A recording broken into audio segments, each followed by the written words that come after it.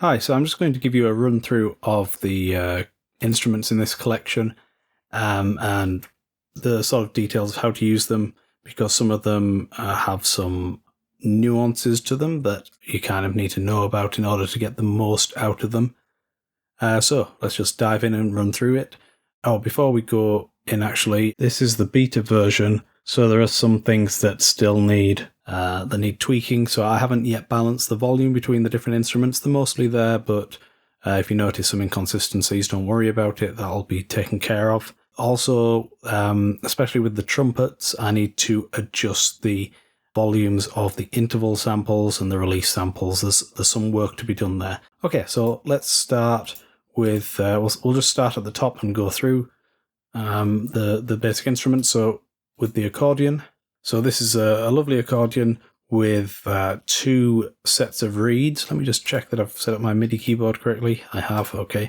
So we've got the clarinet reed and the musette reed, and on the real instrument, this is just a switch that the musician can press, so they can switch between these pretty much in real time.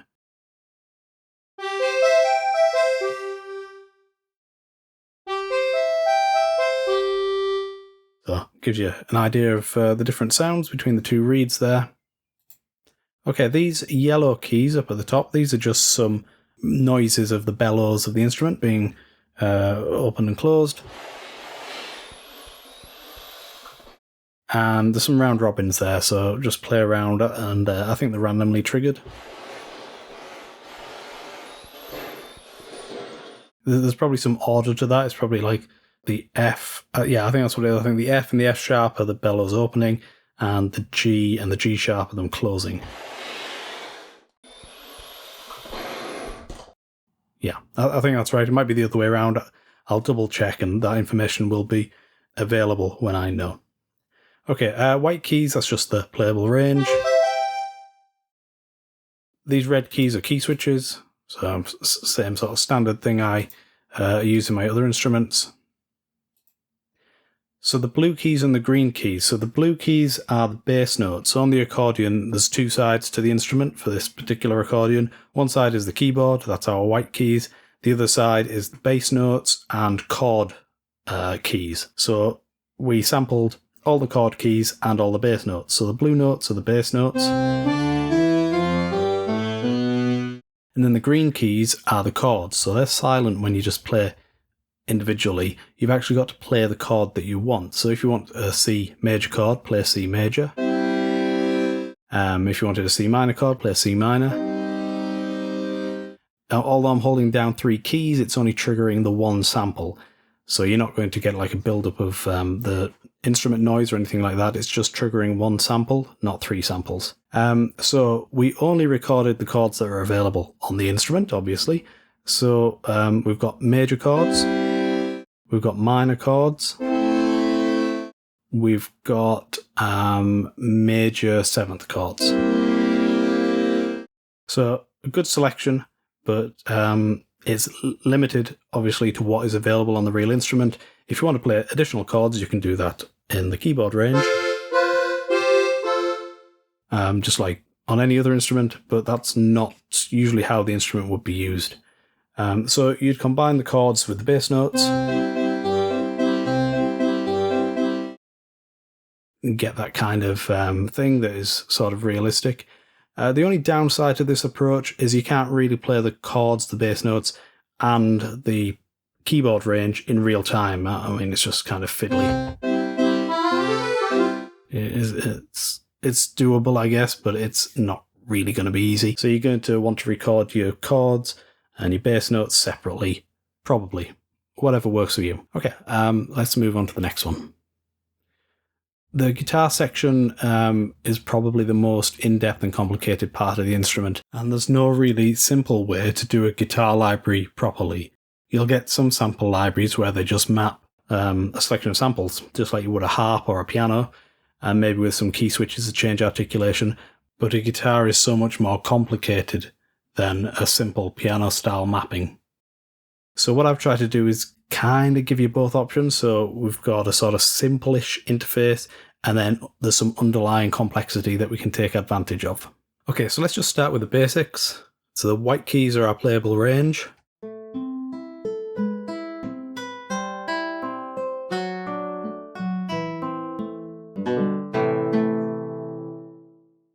just a standard steel string guitar. Let's get into the details of it. So we've got these yellow keys here. These are for strumming. So C1 is a down strum, D1 is an up strum. And then the sharp keys are the same but muted notes.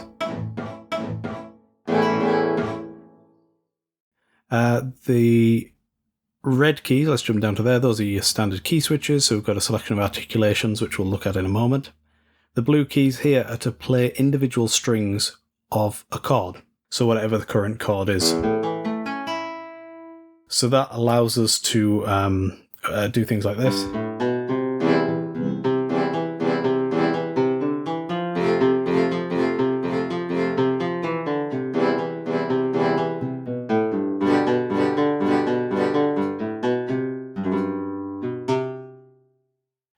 We'll get on to how we work with the chords in more detail in just a moment, but let's just go through some of these articulations. So that's the standard sustain. We've got tremolo. We can control the dynamics with this knob, but the initial dynamic is controlled by velocity. So if I pull the dynamics all the way down to 0 and play a high velocity, we're going to get a loud attack, and then it's suddenly going to drop in the dynamic. So probably not something you'll want to do to that extreme, but that's just to demonstrate it. You'll probably want to play a velocity around the dynamic you want. But you play a little bit higher, you get a little bit more attack. Play a little bit softer, you get a little bit of a softer attack. Just going back to sustain, we've also got vibrato here as well. So that's without. And that's with. Muted. Bends up. And bend up down.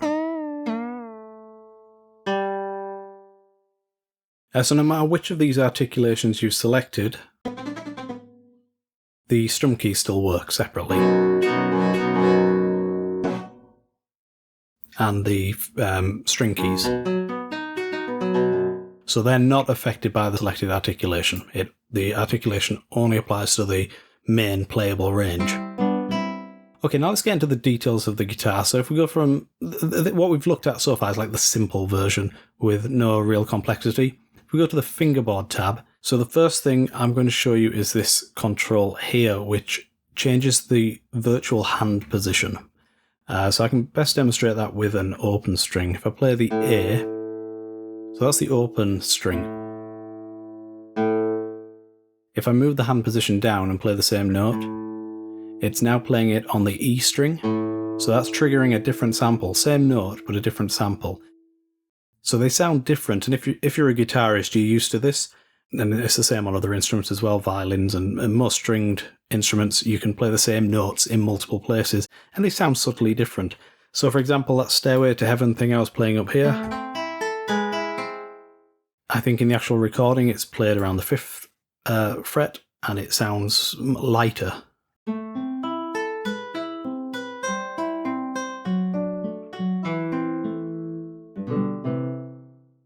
So the next thing is the chord. So up at the top here, it's displaying the currently selected chord. I'm not 100% happy with this UI, but I might adjust it in the future, but I think this is the version that will be for the release, and it does the job, but I think it's a little clunky. Anyway, so this is to show us what chord is currently selected. So if I play C, it's now C major. If I play D, it's D major. So the chord in this mode is chosen by whichever note we play. If we want to change the chord type, so currently we're on major, we can click this button here to open a set of extra settings, and we'll go through these in a minute. But this one here, chord type, so we can change to minor. You can see the updates there. So now it's a minor chord, back to major. But obviously it's a bit clunky selecting these from here. You can assign a CC if you want to just automate it, but we can also use these key switches here, these green keys. So if we, let's say we're on minor 7th, if we go to the first key here and click there, it's going to switch back to major. If we play that key at a higher velocity, it's going to go minor. So each of these keys has two modes, a low velocity mode and a high velocity mode. And it just goes through this list, basically. So the first one is going to be the first two in the list. The next key is going to be the next two in the list, and so on, all the way up to sus4. So for this, we're actually in a particular chord mode, and we'll have a look at the other chord mode in a moment. But let's just move on to the next thing. So we've got the strum speed. So increasing this makes the strum slower because this is the duration. Maybe I should change that to strum duration instead of strum speed, but it's strum speed for now. So let me know what you think about the labeling of some of these things as well. So that's a slow strum. And now we can go all the way down to 50 milliseconds. And we'll get a faster strum. Double click that to get back to the default. Okay, first string. This chooses which is the first string of the strum. So currently we're on 0, so let's play a C chord. There we go. So if we can see all 6 strings get played. If I increase this to 1 and do a down strum, you can see it starts on the 5th string, so we can skip out some of the strings. This also works for the upstrokes as well.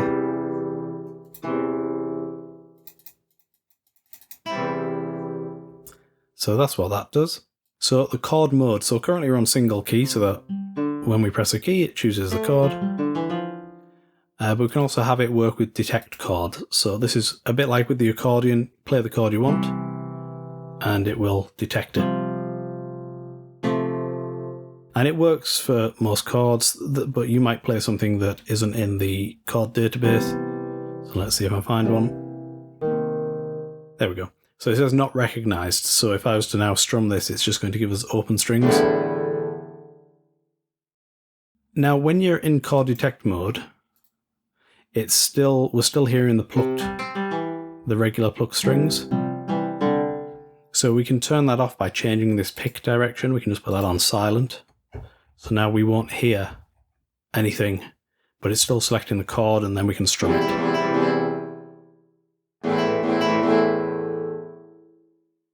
So the next thing is this strum direction. So this is on manual only at the moment, which means we have to manually strum with these with the strum keys as we've been doing. But we can select this to strum when it changes chord. So I'll put it on down. So it's going to do a down strum.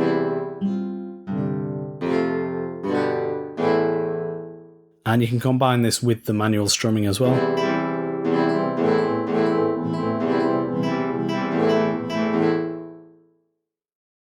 And we've got up, and we've also got alternate, which will alternate between up and down. And this works with the single key mode as well. So we'll put that back to manual only. Okay, pick direction we've seen silent. Alternate is what it was on before, so it's alternating between up and down picks. There's also some round robin in there as well. But we can have just down, just up, and finger pick where the low strings are down and the higher strings are ups.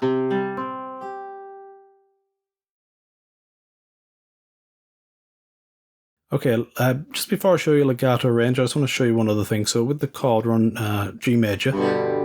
If I press this B here, this B0, it's going to reset to open strings. So that's what this B key does, this key switch. Just resets from whatever the current chord is to open. Okay, yeah, the legato range. So this instrument has polyphonic legato. Let me demonstrate. So I'll play the open strings, and then on the top E, I'm now going to hold the top E, but play the F above it as well with my little finger. And I'm going to do the same with the low E. And now I'll do both at the same time. So you can see they're independent, and if I can coordinate my fingers, I can also do it with the A string. It's hard to do that with 3 fingers. Let's see. Yeah, I did it. So theoretically, if you had enough fingers or good enough coordination, you could do it with all 6 strings. So that's the legato feature, and this legato range chooses how many semitones or how many frets from the initial note the legato will work. So if we take the open G, and if I play the G sharp while still holding the G, you can see it just goes up to it there. And I'll do the same for the A, and then the A sharp, and then the B. And now the B, it jumps across to the next open string, and that's because the legato range is 3, and from a G, a B is 4 semitones. G sharp, A sharp, that's 3, and then the B is 4. So that's beyond the legato range. If I increase the legato range to 4, and now I play the G and then press the B, it stays on the same string. So that's what the legato range does, and I think it goes up to 8, yeah. 3 seems to be reasonable. It's a good spacing between the open strings, but you can use that how you want. If you want to play legato on the same string and sort of progress up the frets, you can do that. So as long as you're holding down the previous note, it will stay on the same string, but as soon as you're not holding the previous note, it will jump to the next appropriate string. Also with the legato, we have slides, which is operated by sustain pedal. So we just play legato like we did, but hold down sustain.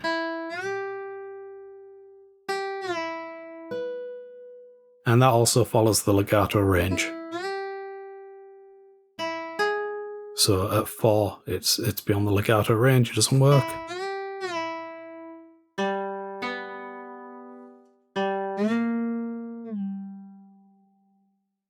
Tremolo speed, so this is a bit like the strum speed in that it's the duration, so increasing this slows down the tremolo.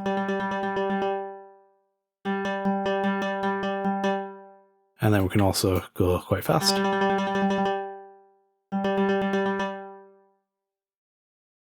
Bend speed is for these 2 bend articulations. So we can increase that, or we can decrease it.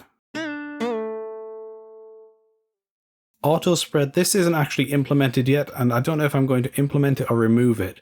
But what its function is actually the behavior we currently have, which I'll show you.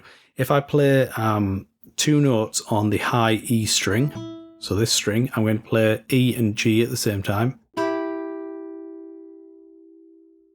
The system detects that there's already a note on the E string, so then it'll play the next note, the G, on the next available string. And depending on which one I hit first, so if I hit the E slightly faster than the G, get that, which is not that playable, but if I hit the G slightly faster than the E, we get that, which is more playable. And yeah, so it's just calculating which string is available for the note. And that's what this button is meant to enable and disable, but it's not implemented yet, so that's the behavior you always get. But if I implement it, which I might do, basically if we played the E and the G, it would try to play them both on the same string and just cancel whichever the previous note was. So I might implement that, I'll play around with it, but at the moment it doesn't do anything. Okay, this prefer open strings button, if we pull down the hand position, so if I play that open A again, it's playing it on the E, even though it's that note that's usually an open string. So if you enable prefer open strings, then whenever possible, it will use the open string, even if the hand position isn't at the top of the fretboard.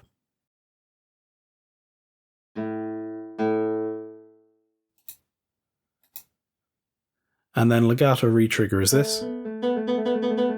Let's just pull that up. Which is useful for like pull-offs and hammer-ons and things like that. Actually, a pull-off will go to an open string. And you can do hammer-ons.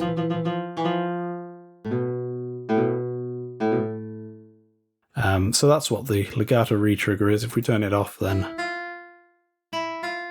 we don't get anything when we release the second note. Okay, so you can see that that's why I really wanted to go through the guitar, because there's a lot of underlying complexity when you get into the details of it. I haven't covered the mixer yet. So we recorded all these instruments in a studio in Mexico. So it's not a hall, so you're not going to get a big hall reverb sound. You're going to get a studio sound. So we've got 3 mic positions, and the mics that we used vary depending on the instrument. For the close mics anyway, the mid and room I think were mostly the same. So from left to right, you're basically going from a more intimate sound to a wider sound, or a drier sound to a wetter sound. But there's not a lot of wetness. It's more just a different quality.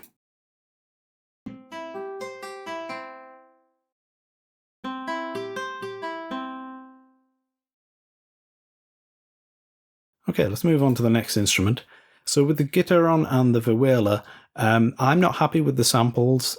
They're okay, they're passable, but I've re-recorded them. Just in the last week, we've re-recorded the guitarron and the vihuela, because these 2 instruments are absolutely critical to the mariachi sound. You really can't have a mariachi without these 2 instruments. So the guitarron is like a big acoustic bass guitar. And the first lot we recorded, they're just not as good as they could be. They were actually the first instruments we recorded almost a year ago. So I decided to go back and redo them, because I think we've learnt a lot through this, through all the other recordings we've been doing. And I just thought we could do these much better. And like I say, it's a critical sound, so we had to make sure these were right.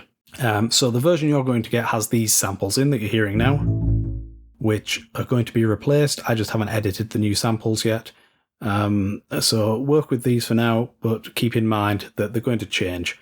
So I think for this version of the guitarron, we only did 2 dynamics. The new version has more dynamics and more round robins. But in reality, when the guitarron player is playing, he's just playing as loud as he can because he wants to be heard. Because the whole band's acoustic and the bass is acoustic, and it's not actually that loud compared to some of the other instruments like the trumpets and violins. So you don't need to worry too much about playing softly with it, but it's going to be there if you want it. The guitarron plays almost exclusively in octaves when it's being played. With the middle string, they sometimes play individual notes. But because of that, we recorded it playing in octaves as well. And these are the samples I'm least happy with. You can hear as it gets higher, the samples are not great. There's some problems in there, so yeah, just be aware that those samples are going to be replaced. Okay, the vihuela, same thing, we're going to replace the samples. These samples aren't actually bad or anything. They sound fine, but we're going to replace them because I think we can do better. And also with the muted samples, originally we just recorded these generic mute sounds, but I wanted to do what we did with the guitar, which was to record each fret of each string muted as well. So this generic mute sound is good because the musicians use this a lot. So they'll have down mutes where they sort of come at the mute attacking it from above. They'll have up mutes, and then they have this sort of sideways strike they do. So that'll be included as well. I'll probably put it on some keys in this range, or maybe up here. And those additional mutes will be there, but we'll also have individual muted tones that are kind of pitched for each string. The basic working of the vihuela is identical to the guitar. It's the same engine in the back end, so all the same stuff. There's only 5 strings on a vihuela, and not as many frets, so that's why we have a tiny playing range. Again, we can choose different positions, but most of the time you're not going to need to because the range is so small. You're going to end up on these higher notes anyway, but you can do. The tuning on the vihuela, if you're used to a guitar, it might seem a bit odd, so if I just reset this to open and play the open strings. So I've only got 5 strings and they're tuned, I think it's A, then D, then G, then B, then E. So the last 3 is like a guitar, G, B, E, except the G is an octave higher then the B, and it's above the E. So basically, it doesn't go from low to high like it does on a guitar. Well, high to low, whichever way you want to read it. It sort of changes. But unless you're going to get into the weeds of whaler voicings, it really doesn't matter. You just play the keyboard as you would normally. And yeah, same range of articulations as we have for guitar. So that's those. So yeah, the only thing, keep in mind that these samples are going to be replaced. And now we'll go on to the harp. So the harp this is probably the simplest instrument of all of them because it is literally just mapping the samples to the keyboard. So it was much easier to make this instrument. So we've got fingertip sample set, which is like the pads of the fingers, so it's soft. And then we've got fingernail, which is more of a sharper plucked sound.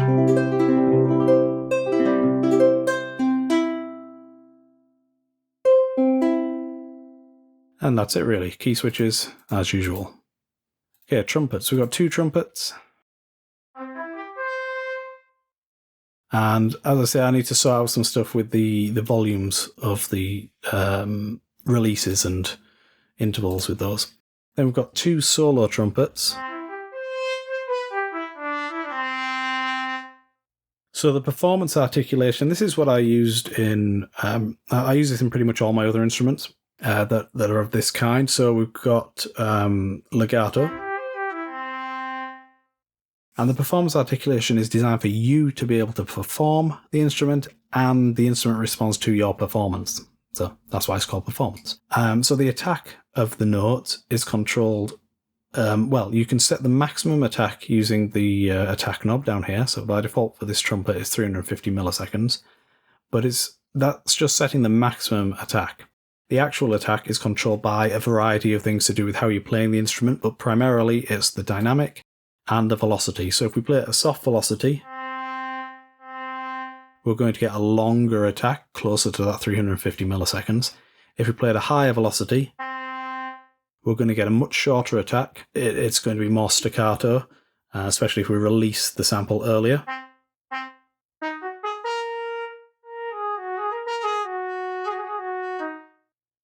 So yeah, it's responding to our performance. If you play a velocity that's higher than the dynamic, you're going to get a bit of an accent on it. And if you play a velocity that's lower, you're going to get a bit more of a swell. So the velocity, the envelope attack, and the dynamics all work together. We've got some effects, growl, and flutter. Vibrato.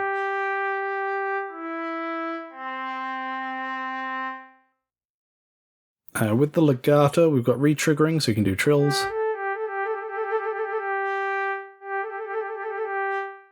We've got glides with the sustain pedal, but to enable that you have to set this pedal thing to CC64. It should be by default, but I haven't set it in some of the presets yet, so if this isn't working, just set that to CC64 or another CC of your choice.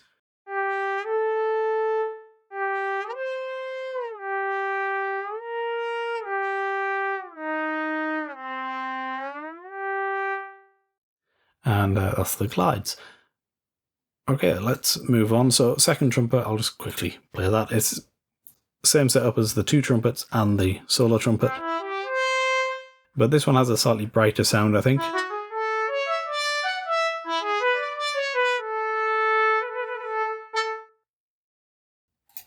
Same articulation, so we've got staccato, staccatissimo, and doit. The doit isn't available for the 2 trumpets, it's only available for the solo trumpets. And then we've got the violin, so we've got 2 violins.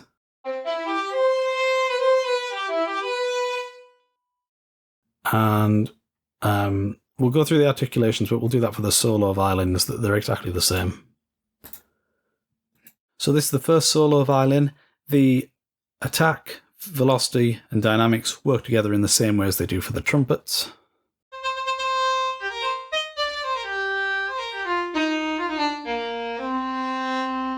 We've got the glide again.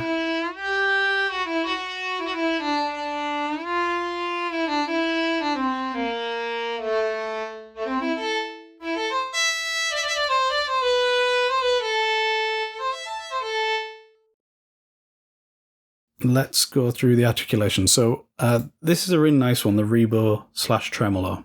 So we go to this tab here. With the tremolo knob at 0, if I play and hold a note,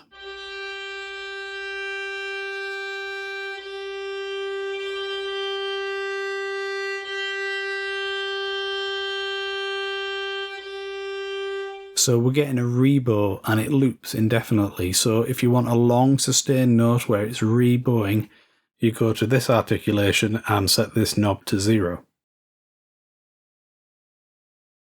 As we increase this knob, we're going to get a crossfade into a tremolo sample.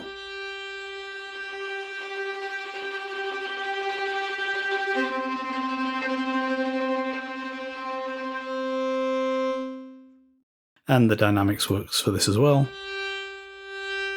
One little bug I'm aware of, so you don't need to tell me, it will be fixed, is when you're on full tremolo and you go to full dynamics, you actually get silence. So there's a little crossfading issue I have to fix there. So that'll be resolved by the time it's ready for release. Staccato, staccatissimo, pizzicato, and ricochet. And all these articulations are the same for the 3 violins and 3 violins? Yeah, 3 violins and the 2 the duet violin. So, same setup, just slightly different sound, I guess. So currently all the instruments are panned to the center. For the release version, I will set some nice defaults that give a bit of space to the band, because in reality, the arrangement of the musicians varies so much between different performances. So I think that's it. Yeah, I've gone through everything, all the instruments. If I have missed anything and you've got any questions, just ask me and I will try and give you the information you need.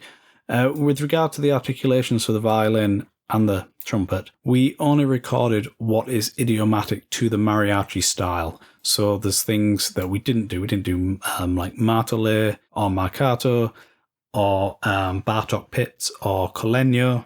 So lots of these things that we could have done, we didn't do because they're not used by the mariachi, or at least not used sort of a lot.